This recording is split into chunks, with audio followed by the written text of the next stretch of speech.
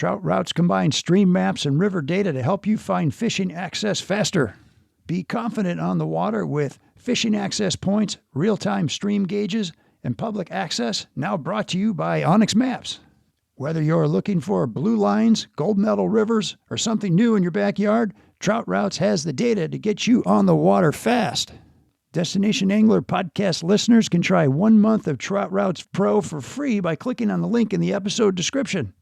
Do what I do and put more access in your hands and explore the water you love with Trout Routes today. This week on the Destination Angler.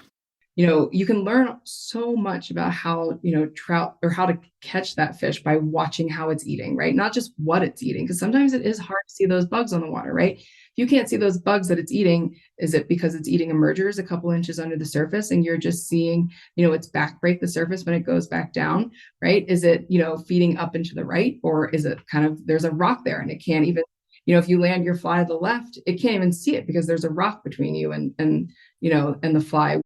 That was Team USA World Champion Tess Weigand on Penns Creek. Hey, if you like the show, please share it with a buddy.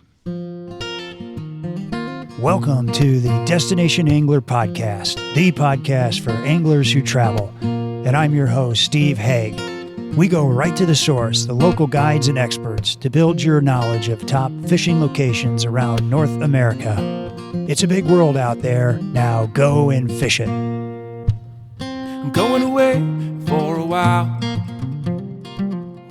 but I'll be back soon. Whoa, whoa, whoa. Hey anglers, welcome back to another episode of the Destination Angler, brought to you by High and Dry Fishing, where science and performance meet. By Got Fishing, crafting world-class fly fishing adventures specially designed to your level of experience and budget. And by Trout Routes. Be the first to know about new episodes when you sign up for my newsletter on the Destination Angler podcast website. Coming up on the Destination Angler, we're headed back to Penns Creek with world champion Tess Weigand. Then, fly fishing guide and award-winning artist Bob White joins author Steve Ramirez as we compare Alaska versus Argentina, two bucket list destinations that couldn't be more different. Be sure to backcast to catch the last episode on the Lake Superior Marine Conservation Area, home of the largest coaster brook trout on the planet, with author, guide, and Great Lakes expert Jerry Darkus. You won't want to miss these shows. And today our destination is the legendary Penns Creek in central Pennsylvania with Team USA World Champion competition angler and guide Tess Weigand. Penns is a tough nut to crack, and it's kicked many a butt over the years, including mine. Listen in as Tess gives us a masterclass on dry fly fishing. Also, what it's like to lead Team USA to a world championship and finally beat the Czechs. Why Penns Creek is Tess's favorite trout stream in the world.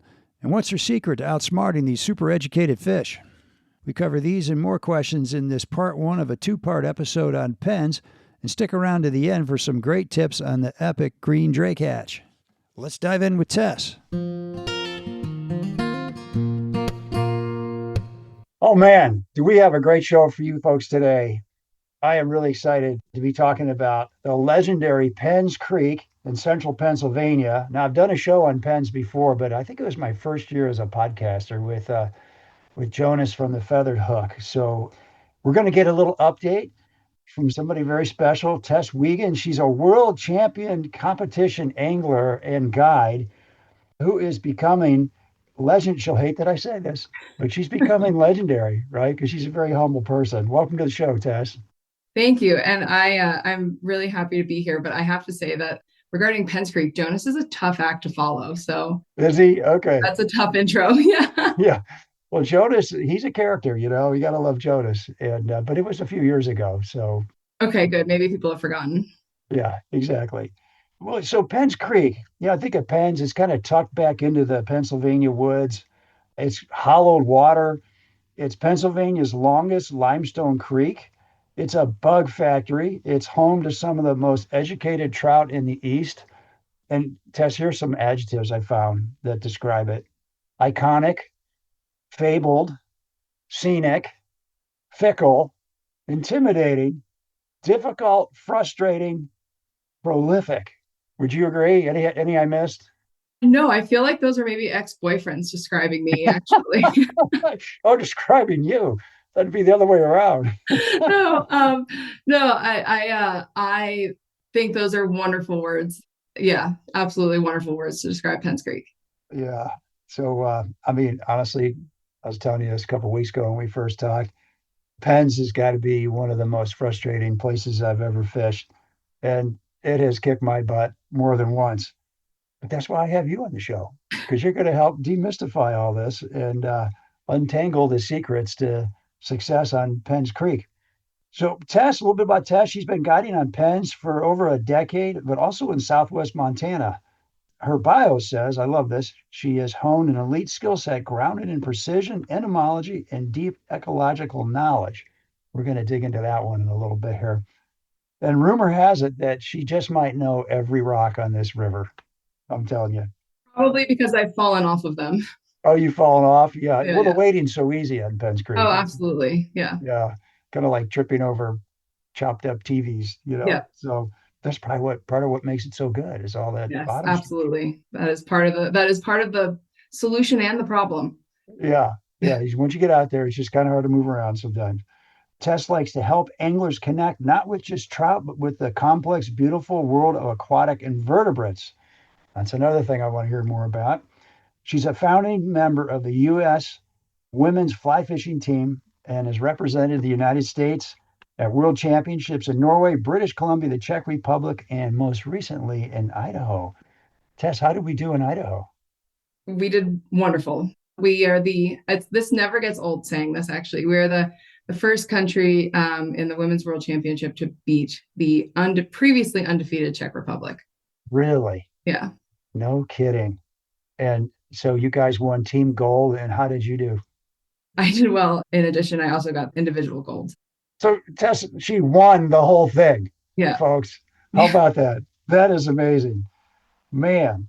So I'd love to hear, why was this win so important? So the first team to beat the Czechs, how long has that been going on where those Czechs have been beating us? Yeah, this was actually only the fourth women's specific world championship, but gosh, it feels so much longer. Is that right? Yeah. Because it's just such an undertaking every year. But, I think the reason it just felt like a long time coming, if that makes sense, is we've gotten so close before. And just, so many of these countries have been competing together as teams for so long. And, the women's team in this country is pretty darn new, and we're still growing. And hopefully that will continue. And it felt like we were kind of finally hitting our stride.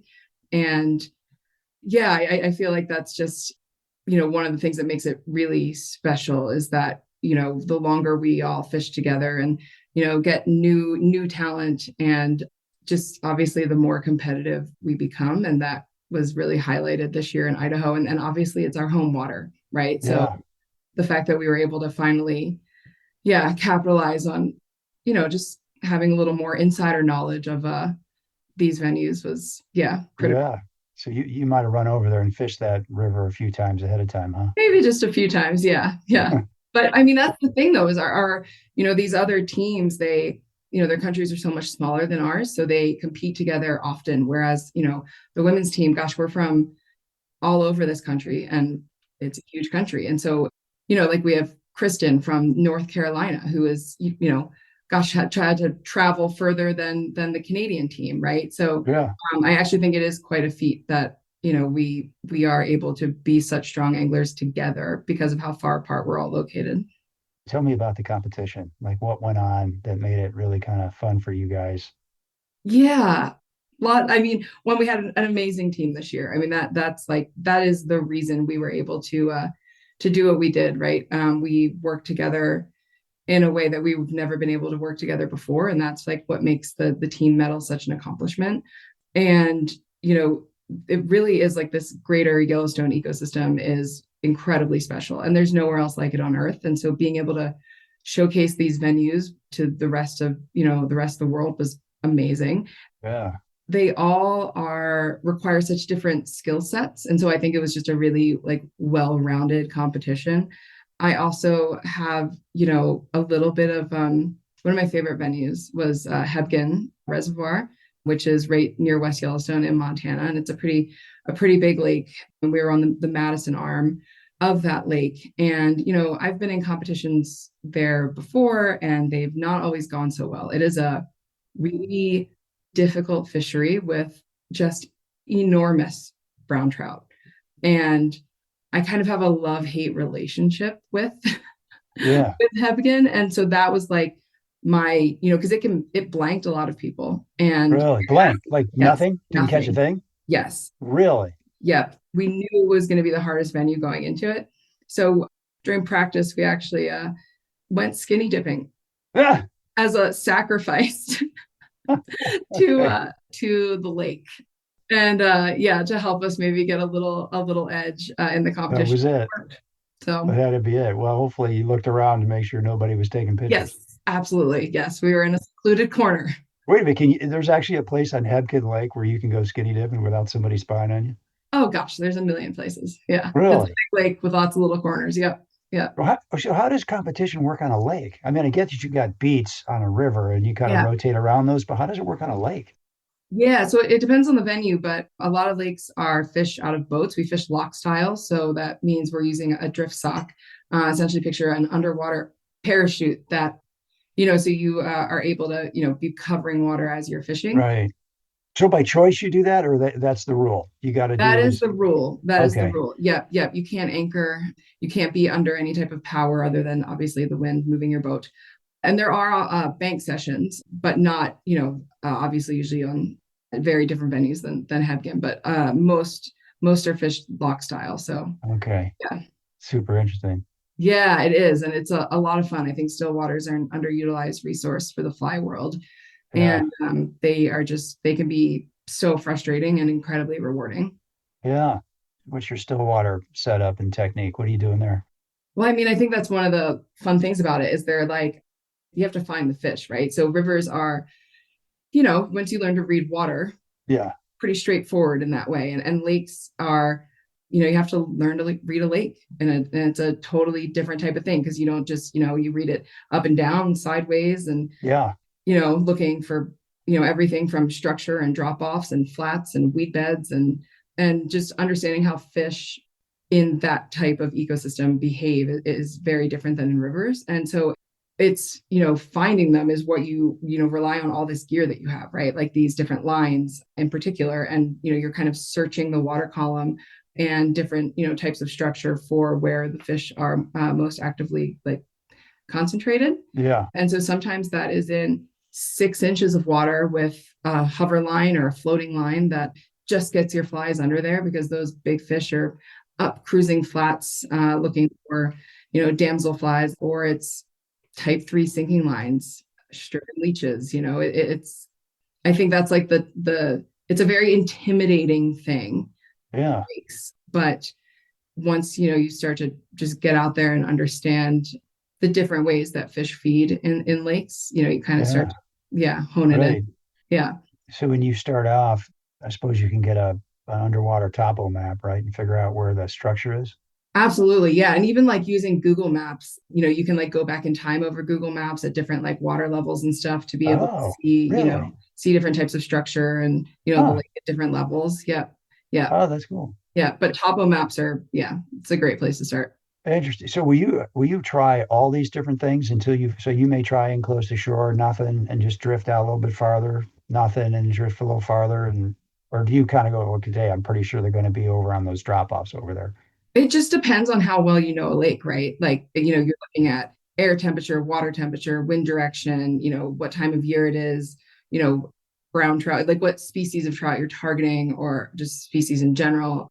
And, you're not just searching where they are in the lake, but also where they are in the water column. So if you're over, 18 feet of water, right, it's really easy to find your flies below actively feeding fish. So it's interesting. Yeah. Yeah. And I am no still water expert by any means. And that's one of the things that kind of excites me the most about it is there's just so much to learn still. Yeah. And it's incredibly rewarding. So why do you compete? I mean, there's probably a lot of guys. I was like this a few years ago. I started talking to people like you and Josh Miller and guys that compete. And I kind of get it now. But at first I was like, what a way to ruin a day. like go out and compete, Yeah. right? I just want to go out and enjoy myself. Yeah. So that's such a good question. One of my favorite things about fly fishing is that you can make it whatever you want it to be, right? And I could go out and practice this morning and then in the afternoon go sit on a bank with a bamboo rod and wait for a fish to rise, right? So it's like, it doesn't have to be one thing or the other. And that's what I love about fly fishing. The why I compete question is a little more complicated because I don't know that I really know, to be honest with you. I've always been a very competitive person and I like to challenge myself and I like to learn.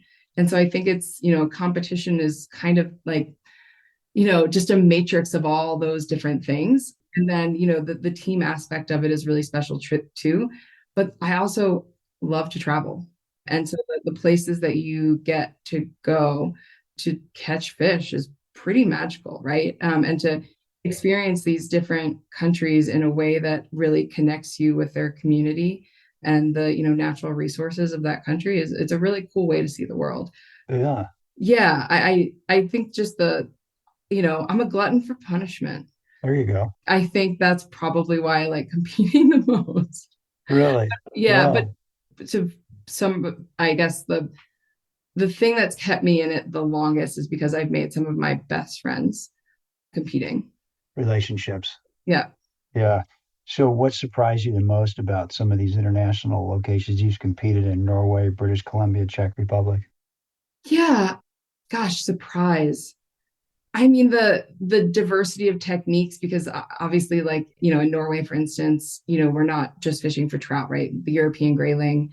And so it's been really amazing to be in these different places and to meet women that are, just amazing in their own right. And, we're thousands of miles away from home, but finding people just like us. And, they're as obsessed with this as we are. I'm not sure that really this may sound bad, but I don't know that, or maybe it's good that I don't know that there's anything that's really surprised me, if that makes sense. Trout or trout? Is that what you're telling me? Well, I guess here's a good one. So my very first competition, I guess this was kind of a surprise. So my very first world championship was Norway, and I had just gotten done guiding the season on Penns Creek. I had to leave the season a little bit early because, I can't remember exactly when we left, but it was like the end of May, beginning of June, which if you know anything about Penns Creek, that is like prime green drake time, right? Yeah. And so I had, literally guided every single day until the day before I got on the plane, and I was exhausted. The tough thing about guiding and competing is like your stuff is just like all together. And so like you never have time to just like get it organized. And so I'm like on the plane, like taking wet flies out of stuff and trying to like oh gosh, it was a nightmare. So, we land in Oslo and drive a couple of hours into like the interior of the country. And that afternoon we like find ourselves on the river, and I just walk right up to the riverbank, and it's kind of, a tannic, really beautiful. I can't even remember the name of the river we were on. This is so sad. But I'm just kind of like looking around. It was like the first time I like stood still and was like, oh yeah, okay, I'm in Norway for the first time. Yeah. And what flies by my face? A green drake. A green drake, seriously. Yeah. It's like, I know these guys. I mean, obviously not the exact, but so close, right? Mm-hmm. So close in size and color. And I looked at the, they are, gosh, just like one removed from one another. And it was just like, oh, okay, I can figure this out. If I know the bugs here, I can figure this out. And so it was just a cool thing to like have left that on Penns Creek and then shown up in Norway and just seen bugs that look so similar to what's at home, Yeah. I first came across liquid fly dip floatants years ago when guides were mixing their own brews with lighter fluid and mucilin wax. It worked, but you had to wonder, what's it doing to the river? Recently, I tried some store-bought brands. One left a white crust on my fly, another left an oil slick in the water. Not good. No way I'm using that stuff. Then I found High and Dry, and let me tell you, this stuff is a game changer. It's built by scientists who actually fly fish, and it shows. Your fly floats like a cork, looks natural, and it's 100% environmentally friendly. No film, no gunk, no gilt. And their floatants work in any condition, from blazing heat to freezing cold. In my opinion, these are the best performing, most innovative floatants on the market today, hands down. So check out the full lineup of liquid floatants, line dressings, and cider waxes at highanddryfishingproducts.com. Your fly and the fish will thank you. Here's Brian Oakland, founder of Got Fishing. There's really no reason for an angler not to use Got Fishing when everything we do for you is free. We have the best trips around the world.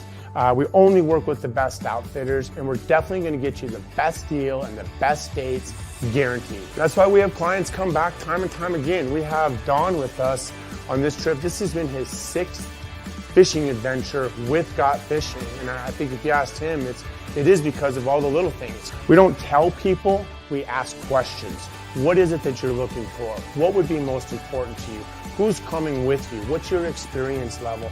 And really at the end of the day, what is the most important aspect of this experience that you're looking to take home?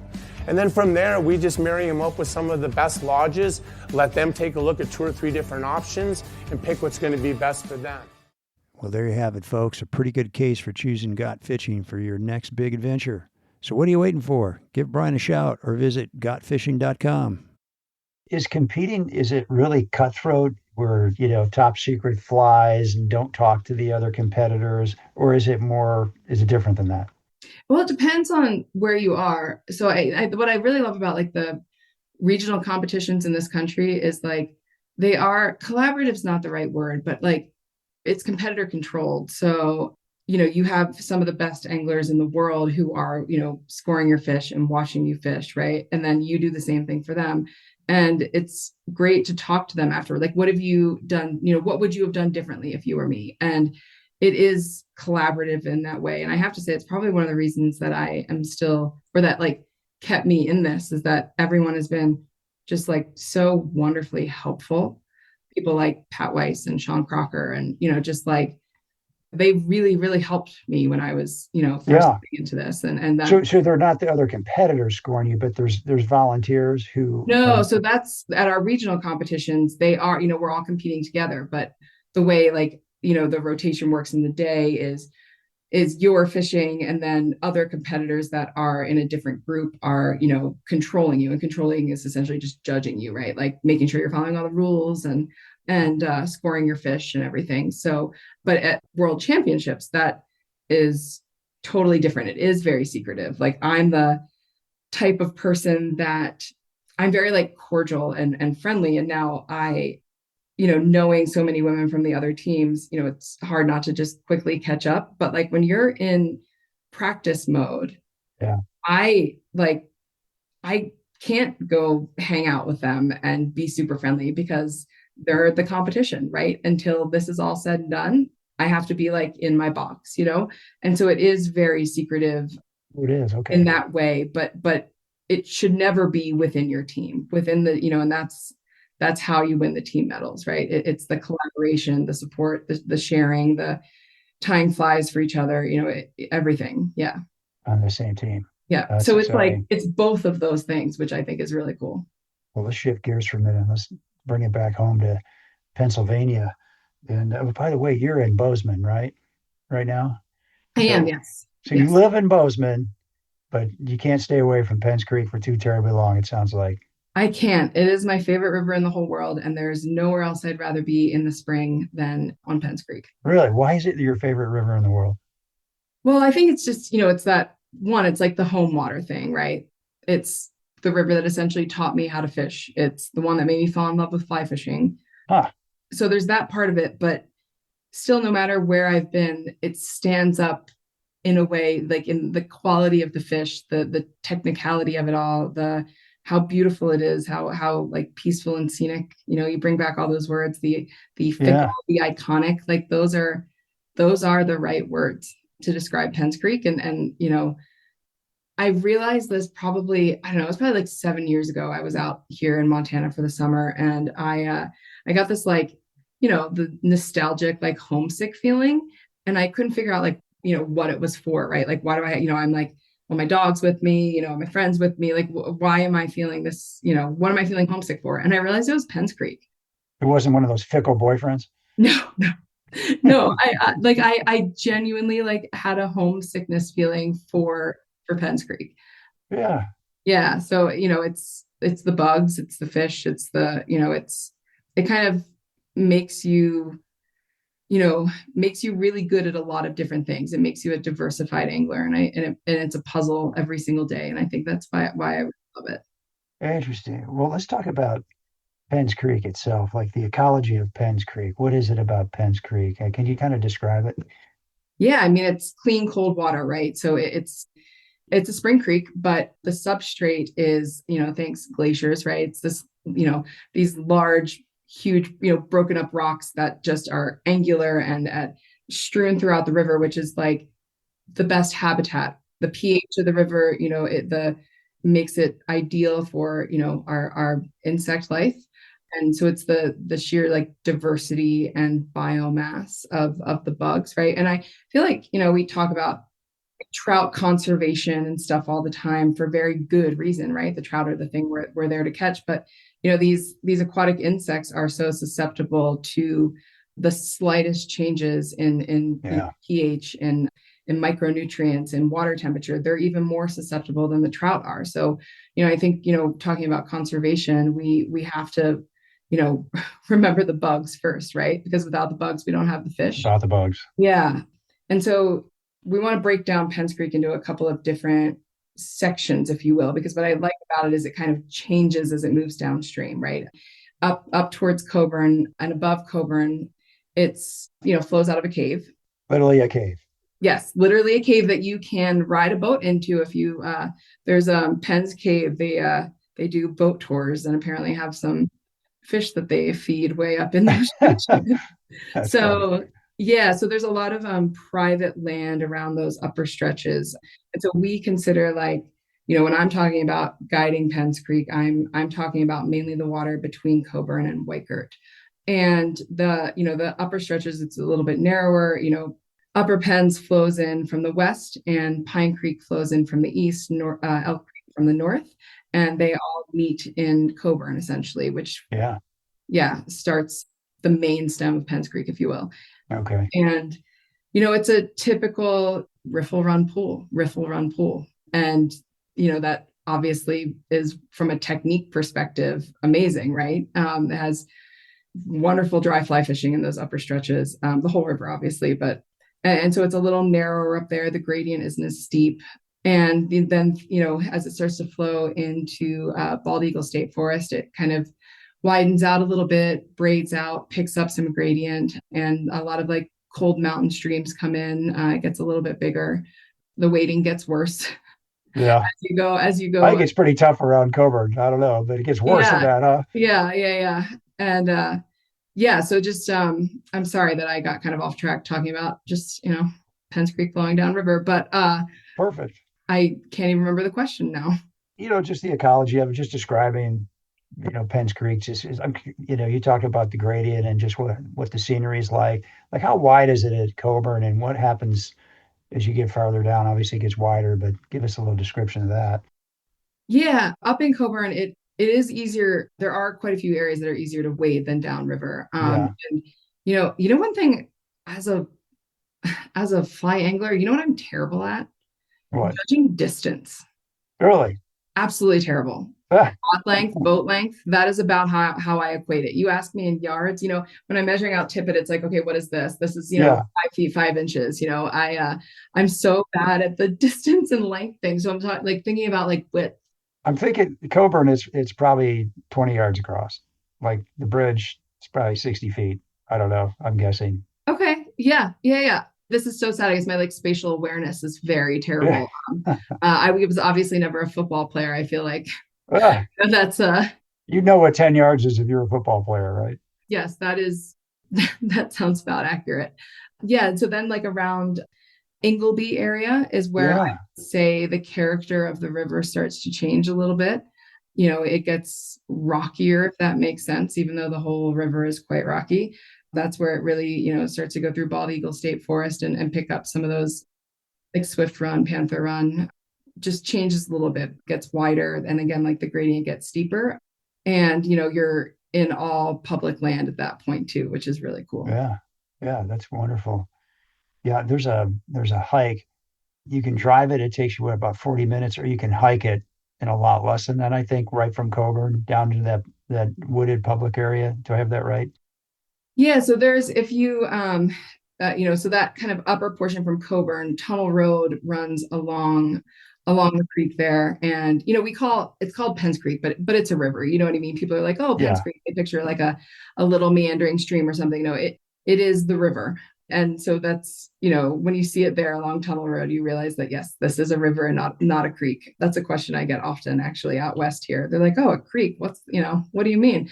So, there's great access along Tunnel Road. And then when you get down to the end of Tunnel Road, there's a trestle bridge, the old railroad bridge that Yeah. crosses. And so that is essentially a rail trail that you can walk all the way down to Ingleby. And so there are like few access points isn't the way to describe it, but there are a couple places to park, but then lots of areas along the river and good access along the river on foot, which is, I think, a real treat.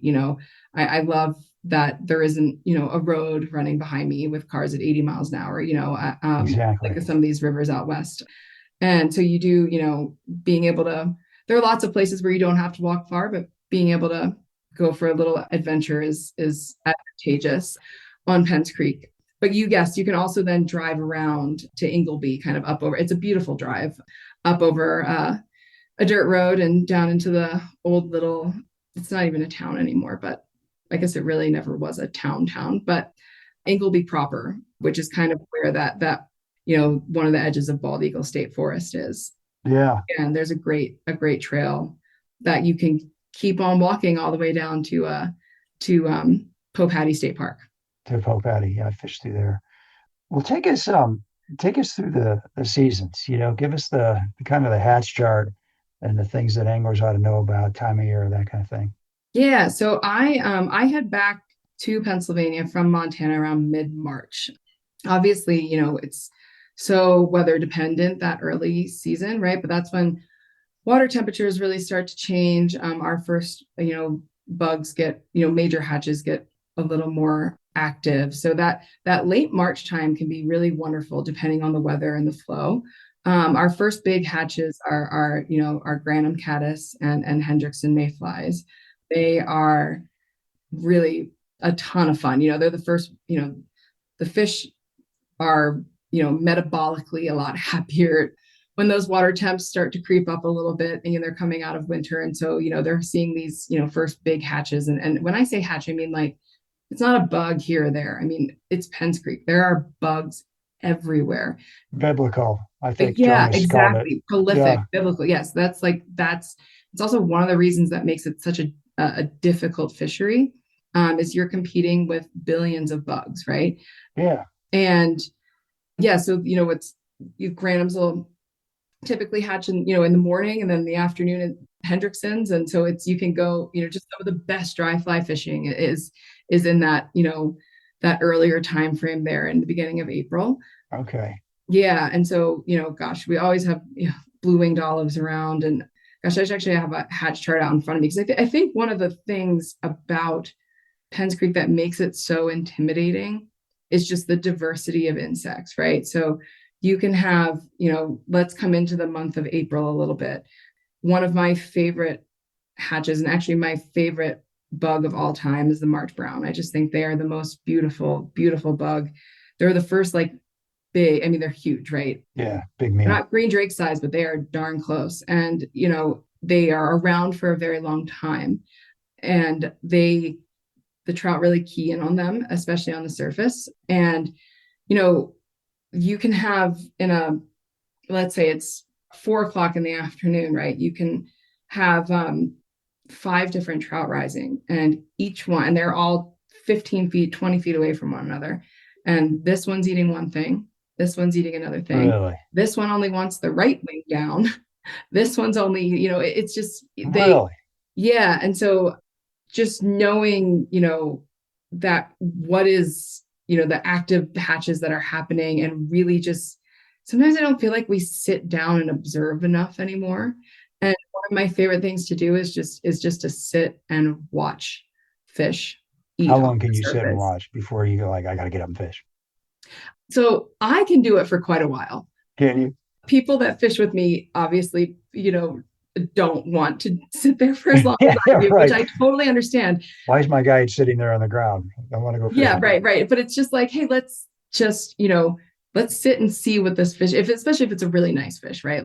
You can learn so much about how, trout, or how to catch that fish by watching how it's eating, right? Not just what it's eating, because sometimes it is hard to see those bugs on the water, right? If you can't see those bugs that it's eating, is it because it's eating emergers a couple inches under the surface and you're just seeing, its back break the surface when it goes back down, right? Is it, feeding up and to the right, or is it kind of, there's a rock there and it can't even, Yeah. if you land your fly to the left, it can't even see it because there's a rock between you and the fly. Whereas, so it's just really kind of seeing, the lane that the fish is feeding in, what it's actively feeding in. You'll sometimes see it go, swim 4 feet out of the way to look at something where, and then right back into its lane. It's like, well, what did it just go look at over there? It's having the opportunity to see fish actively feeding like that. I just feel like, everyone needs to sit down and watch that happen, because we'll have, what you can learn from it, especially if it's a really nice fish. It can inform, where you want to stand to make your cast, where you should land your fly,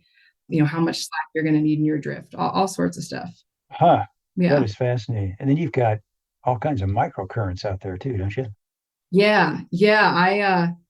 If we never sold a 9-foot, 5X leader again, I'd be perfectly happy with that. Don't ever, people are always say, well, if you have if you're dry fly fishing and you're having a hard time, what's the first thing you would change? And it would be the length of my leader. So, there's just microcurrents with just like, lots of rocks and different types of substrate, just, they, even if it's just moving or dragging in the slightest way, can, be the difference between the fish eating it or not. And so, having a longer leader really helps your fly move more naturally, and slack, we talk about slack and it gets such a bad reputation because, it's like, well, if we've got a lot of slack on the water, we're not going to be able to set the hook, right? But there's a happy medium between too much slack and too little. Yeah. And usually we're on the too little side. So, lengthening out that leader is a good thing. Lengthening out. When you lengthen the leader, then are the microcurrents harder or easier to deal with a longer Easier. leader? Easier. Say more about that.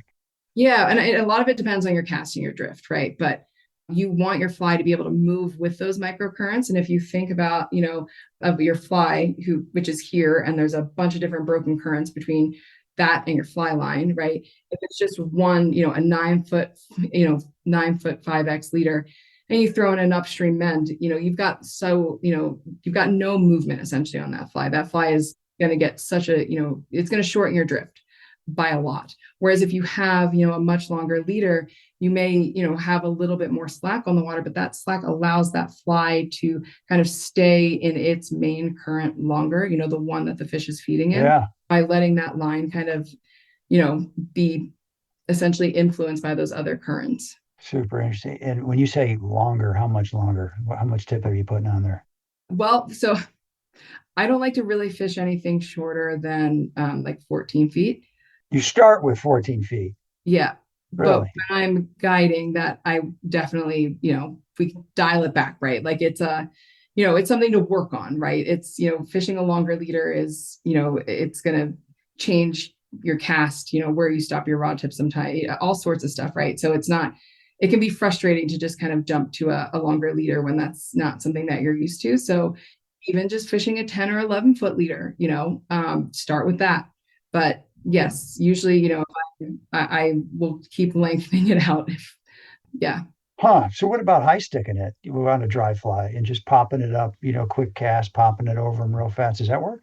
Totally. And absolutely. But we do so much, obviously, Euro nymphing, and that's another thing we can talk about. But I'm a purist when it comes to dry fly fishing. Nice. If there are fish rising, we are throwing floating line. Oh, really? Okay. And that is it, because that is the joy of it to me, right? Because you get to a point in your fly fishing career where it's not how many you catch or how big it is, but for me, it's how you catch them. And so if there are fish rising, I'm throwing a floating line.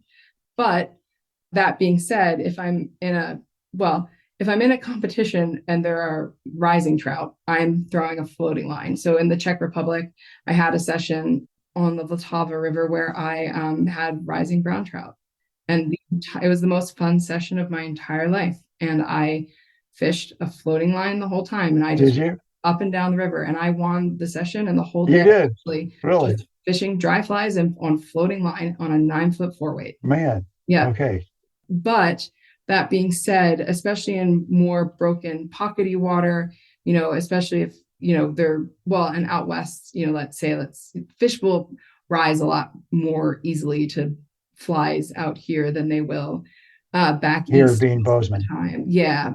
Okay. And so, fishing a dry dropper on a Euro setup can be really effective in smaller pocket water where you don't want to have any line on the water, obviously, because that's just going to make that drift near impossible to kind of hang in the pockets that you want them to. Right. Which you can definitely still do with floating line and a very long leader.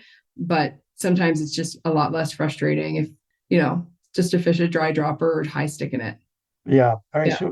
So you're out there. Let's say you start off nymphing, and all of a sudden the hatch gets going. Are you switching reels? Are you just cutting off all your cider and your mono rig and then you've got regular fly line behind that?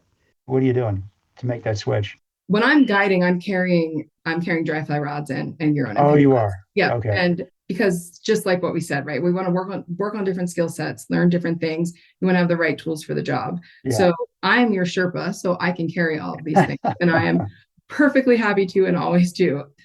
So yeah, because that's the other thing about, we're talking about how on Penns Creek, there's so many bugs. So it's not like, if I just went to my local creek here in Bozeman, I'll just take a dry fly rod. And if there's nothing rising, I can get fish to come up and eat them, right? That isn't always a thing on Penns Creek, right? Yeah, I noticed that. Dry fly, yeah, is, because they have so much food subsurface, they aren't, as willing to rise just randomly throughout the day. So we essentially nymph until, we see fish rising. Yeah. And I think that's a really fun way to spend the day, right? Yeah. So it's typically I'm carrying more than one rod, but if I'm fun fishing, I don't want to carry more than one rod. So yeah, you got to backtrack and go get it if you're moving down or upstream, right? Yeah. So typically that's why I'm either out practicing something or working on something, or I'm just gonna, go for a walk with a dry fly rod and try to find some rising fish. So yeah. At what point do you switch from nymphing to dry fly? And what I mean is, like, sometimes you start seeing some bugs, nothing's feeding it. All of a sudden you see some little splashes, just little fish are coming up, or do you wait to hear some big splashes before you switch over? Oh, it depends. It depends on what our goals are, right? Like if we just want to catch a bunch of fish, I'll probably stick with the nymph or go to a dry dropper until we start to see fish more than a couple. And usually on pens, right, you'll see like a fish come up. Yeah. And then you'll never see really? it again. Right. It's just like, oh my gosh. And it's usually not even worth taking the time to switch to a dry fly. Right. To fish to that fish. If you see it one time on Penns Creek, I want to see a fish rise, the same fish, at least twice, hopefully 3 times before I would switch and target it with a dry fly. Oh, okay. Yeah. So you may go, all right, well, look, there's a nice fish over there. Mm-hmm. Let's go get him. He's risen 3 times. He seems to be in a pattern. Let's go after him. And then maybe you'll switch back to nymphing and keep nymphing till you see something else like that. Totally. Oh, you do? Okay. Yeah, absolutely. And that's, the nice thing about, we talk about these ridiculous rocks to wade over, if you see a fish rise there, it's probably not going to be going anywhere. Right. So it's like, let them get happy, let them feel safe, let some more bugs come over their head, before, again, it's that observation part of it. Right. So yeah, that's very typically, if we're nymphing and we see one fish start to rise consistently, and dry fly fishing is my favorite thing about trout fishing. So let's put the nymphing rod down. Let's go catch that fish. We can always go back to nymphing. Right. Oh, cool. Yeah. So interesting. Huh. So you're starting to, I guess in the back of my mind, the question I have is, why are these trout so difficult to catch? Why are they so selective? And you're starting to answer that a little bit just with the volume of bugs that they have that are floating by them. How much of it is it due to crowds and pressure? Yeah, I definitely I actually really liked a word that you said at the beginning, because, people call trout smart often. And Yeah. that's not a word I like to use. Educated is the word that you used. And it's the word that I like to use too, right? These trout see a lot of flies. Things have gotten, just like everywhere, more and more crowded over the years, but there are also a ton of fish in that river. And, definitely the number of real insects that you're competing with is what makes it very difficult. The way the rocks influence your drift, whether you're subsurface or on the surface, that's another reason it's so difficult. These microcurrents and whatnot, but also then the pressure, right? The angling pressure. So it's the combination of those things that make it particularly difficult. Is it mostly brown trout? Yes. Like almost, are there any rainbows in there at all? Well, that is a contentious subject. Uh-oh. And I am not a proponent of stocking fish in wild trout fisheries. I think that is incredibly detrimental to the ecosystem, and something that I don't want to get mad on this podcast. So yes. So Upper Penns Creek which is a Class A wild trout fishery, is stocked in some areas. Above Coburn, you mean? Above Coburn, yes. Okay. Yes, not below Coburn, above Coburn. So Upper Penns Creek. And so, yes, a lot of those rainbows get washed downriver. Yeah, they escape. So we've been catching, especially in low water years, more and more rainbows in those upper stretches. They also stock down below Weikert. And yeah, so there are definitely holdover rainbows, but I am not targeting them and I don't want to catch them. And I make it very clear anytime we do catch one, I make a point of saying, this shouldn't be here, right? This should not be here. This is a stocked fish in a Class A wild trout fishery. So yes, wild brown trout is what we are targeting. And that is 99.9% of what we catch. The other cool thing, though, is obviously we're in central Pennsylvania. So we have native brook trout, and every ditch with cold water in it in those mountains has wild brook trout. And so we get those brook trout in Penns Creek, especially if you're fishing. Oh, you do? Especially if you're fishing near like where a little tributary or something dumps in. And we've got some like pretty big, I mean, I'm talking 12, 13-inch brook trout on Penns Creek, which is really cool, actually. Yeah, really, really cool. So I'm always happy to catch a brook trout. And Penn's warms up as the summer goes on, right? I've been there when it's been in the 70s. I was there, it was 90 degrees in July, and the water was 70 degrees. I was like, I'm not fishing. Yeah, absolutely. And that's why I come out here, after the green drakes, essentially, because, those water do start to warm up. The further you get from, the source, which is out of the cave, the warmer it gets. And obviously down below Weikert, Penns Creek turns into a warm water fishery, it does. Okay. Which is awesome as well. But yeah, so that's, prime months are definitely that April and May and beginning of June time. And then again in the fall. But that, there can be really wonderful fishing during the summer, but it's the water temperatures that, that we have to watch out for. Anytime it's creeping above 68 degrees, that's time to go do something else. Do something else. So we were on the March Browns as we were going through the seasons in the hatch chart. And I love our detour here. That's an important detour. Sorry. We'll take more. Yes. But so March Browns, and then what time of year are those guys coming out? Gosh, I kind of want to rewrite our hatch charts, honestly, because everything seems to be about 2 weeks off. And I'm sure that's happening in like so many places. And obviously, like, it's going to be a little bit different every year based on, the weather. But yeah, so then, it's just climate change, things are changing, and everything just seems, a little bit, well, this last year was, this past spring was pretty different in its own right because it never stopped raining. Made the fishing really tough, right? I was on Penns Creek less this year than I've ever been because it was pretty consistently above, 1200 CFS, which is not a wadable flow, really. Well, it gets muddy too, doesn't it? Yeah, during the spring, sorry, we're off topic again, but this is a really important point because understanding the flows of Penns Creek can help, kind of understand when is the best time to be there, what flows are ideal and safe, and, how that influences the fishing. So in the spring, we live it's a very agrarian valley, Penns Valley. So in the spring is obviously when farmers start to plow their fields. So when we get rain events that washes in a lot of dirt, and can muddy up Penns Creek quite a bit. And, my favorite flow on Penns Creek is pretty much 600 CFS. That would be higher than most people like it, but from a weighting perspective, but I think that's when the trout are the happiest. And that's what I care about the most. Yeah. So during the spring, flows between, 300 and 600 CFS is awesome.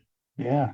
And above that, you've got to be very careful about weighting and know where you're going essentially, but the fishing can still be excellent. But, it's interesting because out west here, when most rivers here start to get a little bit dirty, like the Yellowstone, for instance, the fish hate it, right? Yeah. And it has to do with, the particulate size of the runoff. Whereas on Penns, fishing right when it starts raining and just as that creek starts to get a little bit dirty is usually so good. So good. I was out there fishing with some guys out of Jonas's shop, and you really couldn't see more than about a foot and a half into the water, and we caught fish all day long. Oh yeah, absolutely. Yeah. Mm-hmm. If I hadn't had a guide, I wouldn't have caught anything, I'm sure. But they were doing that drop shot thing. I don't know if you're doing that anymore, but they were drop shot and adding and micro lead, adding a little bit for the next hole, taking a little bit off for the next after that. And it's super tedious for an angler, but if you have a guide doing all that for you, That is true. Yes. Yeah. I don't do that anymore. Yeah. But yes, it is an effective way to control the speed of your drift. Absolutely. Okay. Interesting. All right. So March browns. Yes. Sorry, back on track. You're good. Yeah, we're good. So one thing I would say is with the bugs, I feel like it can be an incredibly overwhelming topic, right? When you come to a place like Penns Creek and you've got, so many species of insects active throughout the day, it can be a really overwhelming thing for an angler that isn't intimately familiar with them. So I don't want to I'm just going to kind of touch on the big ones, but just know that I don't want people to get intimidated or stress out about, is it the one of 5 different things? It's just understanding the big ones I feel like is important. Observing while you're out there, take pictures of the bugs that you see, go into fly shops, talk to people, right? March browns, they're pretty easy to identify. They're big and they're big and brown. They have these beautiful variegated wings. And then, our sulfur hatches, right? We've got a couple different species of sulfurs, and that's the, kind of the next big thing that starts happening. And then obviously, coming into green drake time, they all kind of start to run together. So when do sulfur start? Yeah. So that's, that, again, variation every year, but, mid-April or late 3rd week in April. In April. Yeah. Okay. Yeah. Huh. And a lot of places have different sizes of sulfurs. Yeah. Yeah. So, and I think what would maybe be more helpful is if I share with you, and this is something that you could post. I kind of have my own hatch chart that I've written. Yeah. Down. I'd be happy to share that with people. Would you? Oh, good. Yeah. Send it over. We'll put that on Facebook and Instagram. Yeah. It's kind of just a rough spreadsheet I will highlight the very important ones. You can ignore a lot of the other ones, but that late April, things start to get pretty buggy. Yeah. Okay. And then you get into green drakes. So yes, sulfurs, late April, beginning of May, green drakes, and again, those sulfurs, they're around for a long time because there's also different, it's not just one species that's hatching. So green drakes, yes, last week in May, first week in June is a good bet for when they'll at least be there, if that makes sense. People try and plan their whole vacation schedule around when the drakes will be there. And actually at the Feathered Hook, we'll do a bet of when we think the first fishable hatch will be. Okay. And so green drakes, this is mythical almost, this green drake hatch. I haven't hit it out there. I haven't actually tried to hit it, but anyway, are these just clouds of these gigantic bugs? What's it like? Yeah. So people are, I'll talk to people. Oh, I've heard about Penns Creek. I've heard about the green drakes, but I never want to go because, my hair can just be so crowded. And I always try to tell them, like, just do it. It doesn't matter if it's crowded. It doesn't matter. Just even if you end up just sitting on the bank watching it, try to get in that swarm at least once, because it is unlike anything I've ever been in. These are just huge bugs, right? And you can't make a cast without your rod being just tick. That sound, just coated in them. And really, so it's not just like, these enormous bugs, but it's how many of them that there are, right?